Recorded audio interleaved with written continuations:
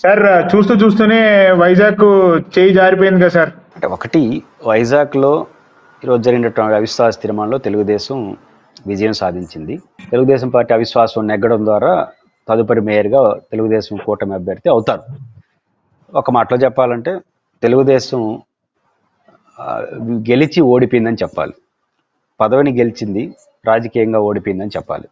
ఎందుకంటే ఇంకొన్నది 9 నెలలు, దాదాపు 10 నెలలు. ఇందులో ఇంకో వాళ్ళు కొత్త అభ్యర్థి అనుకునేసరికి ఇంకో నిలబడుతుంది.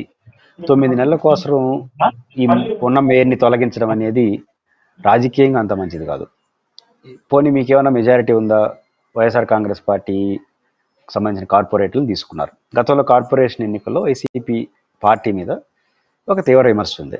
అదేంటంటే ఎన్నికల ప్రక్రియ కానీ, ఇనానమస్లు కానీ, ఎంపిక్ కానీ అన్డెమోక్రటిక్గా వ్యవహరించిన ఆరోపణలు తెలుగుదేశం స్థాయిలో లేకపోయినా ప్రజలు దాన్ని విశ్వసించారు, ఎంతో కొంత ఉండిందని.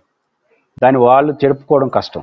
కానీ వీళ్ళు చేస్తున్న వ్యవహారాల వల్ల ఆ అపవాదు వాళ్ళు పోగొట్టుకొని విమర్శ మీద తెచ్చుకునే పరిస్థితి. ఎందుకంటే ఇంకొక పార్టీ తరపున గెలిచిన ఆయన మన పార్టీకి వస్తున్నాడంటే వారు ఇష్టపూర్వకంగా వచ్చినా కూడా ప్రజలు అట్ట చూడరు, ఇష్టపూర్వకంగా వచ్చినా కూడా చూడరు. వాళ్ళు ఖచ్చితంగా ఏదో ప్రలోభాలకు లొంగారు, భయపడ్డారు, పదవులు ఆశపడ్డారు అనే విమర్శ వస్తుంది. ఎప్పుడు కూడా ఒక పార్టీ తరపున గెలిచి ఇంకో పార్టీకి వచ్చిన వాళ్ళకి రాజకీయ భవిష్యత్తు అంత ఉండదు.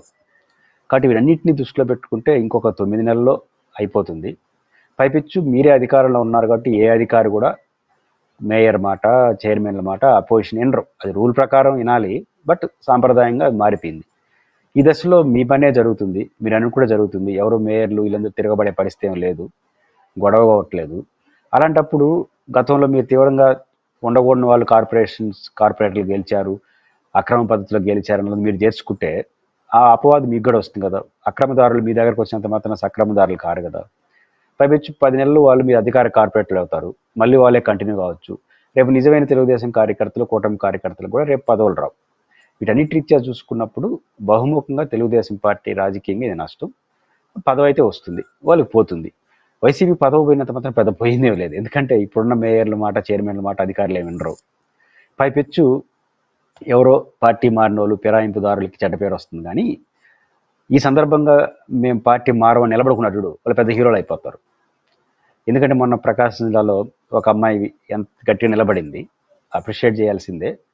కానీ అమ్మాయి ఎంత హీరో అయింది అంటే 4 ఏళ్ళు అధికారంలో ఉన్నప్పుడు కూడా రానంత ఇమేజీ ఈ పార్టీ తరపున ఓటేశాను, పార్టీ తరపున నిలబడ్డాను అన్న ఇమేజీ ఆ అమ్మాయిని ఎక్కడో తీసుకెళ్ళిపోయింది. కానీ ఇప్పుడు పార్టీ మారిన వాళ్ళకి ఎంత చెడ్డ పేరు వస్తుందో, పార్టీలో ఈ సందర్భంలో ఉండడం, క్రైసిస్లో ఉండడం ఉంటే ఆ కార్పొరేటర్లకు కానీ అక్కడున్న మేయర్లకు కానీ వాళ్ళు హీరోలు అవుతారు. ఆ రకంగా వైఎస్ఆర్ కాంగ్రెస్ పార్టీలో కొత్త హీరోల్ని ఇక సృష్టిస్తుంది. ఒకవేళ ఉన్నారనుకోండి, వాళ్ళ పని ఏం జరిగేది లేదేమీ లేదు. కాబట్టి వైసీపీకి పోయిందేమీ లేదు. పైపెచ్చు గతంలో వీళ్ళు చేసిన చిన్న చితక పొరపాట్లు ఏవైతే ఉన్నాయో, అన్డెమోక్రటిక్ వ్యవహరించిన అవన్నీ వీళ్ళు చేసే చేష్టల వల్ల అది పోతుంది. కొత్త మంది నాయకులు ప్రపంచం ముందు నిలబెడతారు, రాటుదిలటి చేస్తారు.